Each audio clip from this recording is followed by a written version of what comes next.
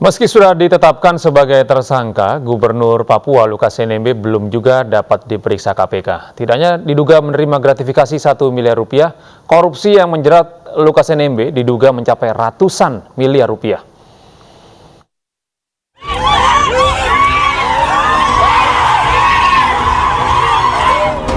Kediaman pribadi Gubernur Papua Lukas NMB dijaga ketat oleh ratusan warga pasca ditetapkan sebagai tersangka oleh KPK. Masa berjaga di kediaman Lukas NMB di Koya Tengah, distrik Muara Tami, Kota Jayapura, Papua. Bahkan masa melarang orang nomor 1 di Papua ini keluar rumah karena khawatir akan ditangkap oleh KPK. Pengamanan yang dilakukan masa pendukung Lukas NMB menurut juru bicara Gubernur Papua tanpa ada pengerahan. Meski sudah diminta kembali ke rumah masing-masing, para pendukung Lukas NMB ini tetap bertahan. Masih berada di kediaman di Koya dan masih dijaga begitu oleh masyarakat dan keluarga beliau, dan jumlahnya cukup banyak sampai tadi malam ribuan. Tadi juga beliau minta untuk jangan terlalu banyak yang di sana, sehingga sebagian sudah mulai diminta untuk kembali ke kediaman masing-masing. Nah, ini tanpa diarahkan. Sementara itu, ratusan warga Papua menggelar aksi unjuk rasa menolak penetapan Lukas NMB sebagai tersangka kasus korupsi.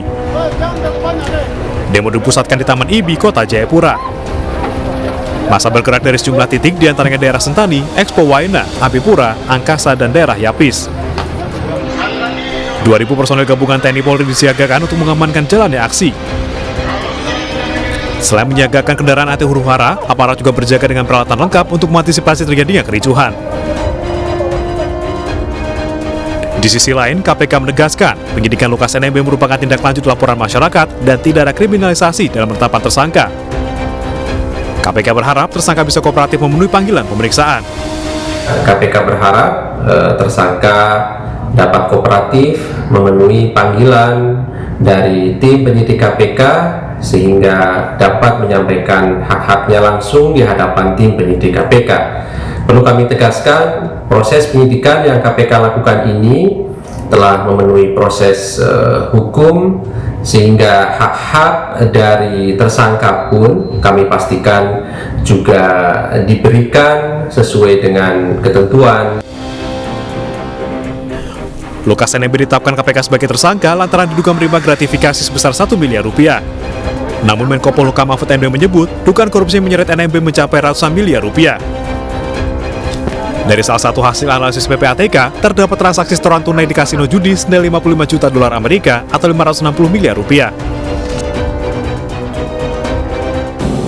Dugaan korupsi yang dijatuhkan kepada Lukas NMB yang kemudian menjadi tersangka, bukan hanya terduga, bukan hanya gratifikasi 1 miliar. Ini catatannya, ada laporan dari PPATK tentang dugaan korupsi atau ketidakwajaran dari penyimpanan dan pengelolaan uang yang jumlahnya ratusan miliar.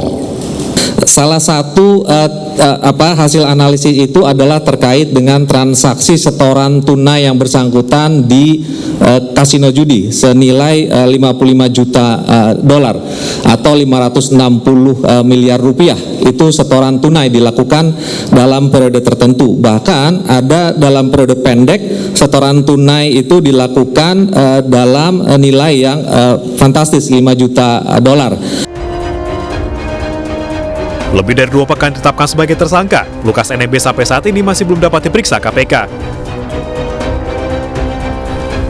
Senin lalu, ia dipanggil KPK untuk diperiksa di Makobrimob Polda Papua, namun tidak hadir dengan alasan sakit.